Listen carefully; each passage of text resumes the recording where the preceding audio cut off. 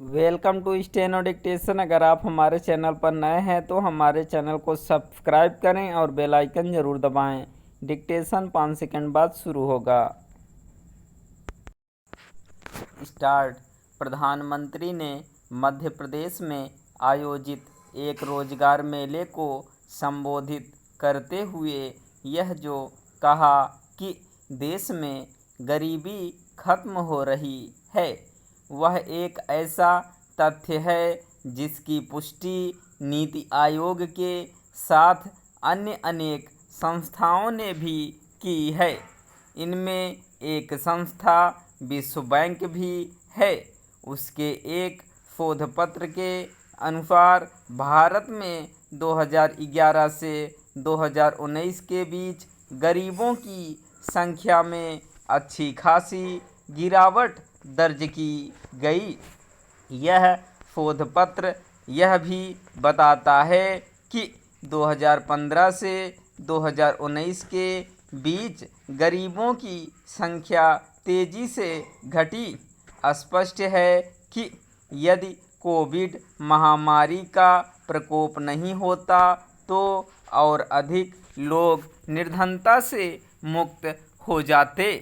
इसकी अनदेखी नहीं की जानी चाहिए कि इस महामारी ने दुनिया के अन्य देशों के साथ भारत के भी तमाम लोगों को गरीबी रेखा के नीचे धकेलने का काम किया। वैसे तो कोरोना काल में विभिन्न देशों ने गरीबों को राहत देने के लिए अपने स्तर पर हर संभव कोशिश की, लेकिन मोदी सरकार ने इस काम को सर्वोच्च प्राथमिकता दी। इस सरकार ने करोड़ों लोगों को मुफ्त राशन देने का जो फैसला किया वह एक मिसाल बना और उसने गरीबों को बड़ी राहत दी। निस्संदेह निर्धनता निवारण अभियान को आगे बढ़ाने में पहले की सरकारों का भी योगदान रहा है, लेकिन इसमें कोई संदेह नहीं कि लोगों को गरीबी से मुक्त कर आत्मनिर्भर बनाने का काम मोदी सरकार ने कहीं अधिक प्रभावी ढंग से किया। मोदी सरकार यह काम इसलिए अच्छे से कर सकी क्योंकि उसने जन कल्याण एवं विकास योजनाओं को बेहतर तरीके से क्रियान्वित किया और तकनीक का सहारा लेकर इन योजनाओं में व्याप्त भ्रष्टाचार पर अंकुश लगाया।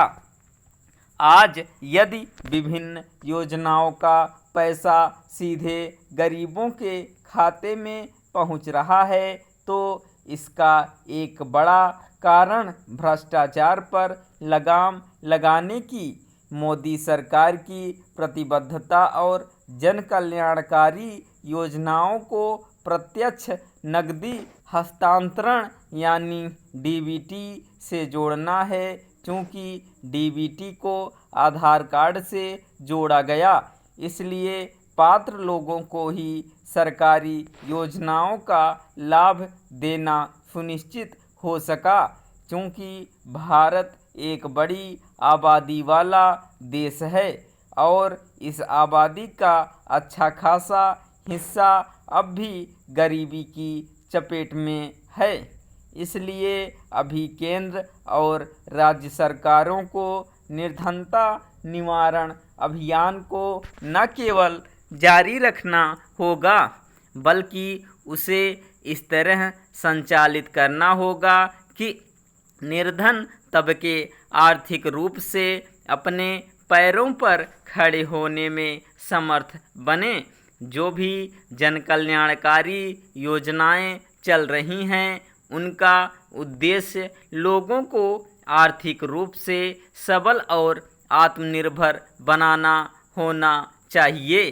ध्यान रहे कि विगत में निर्धनता निवारण की कई योजनाएं ऐसी थीं जो गरीबों को आत्मनिर्भर होने के लिए प्रेरित नहीं करती थीं।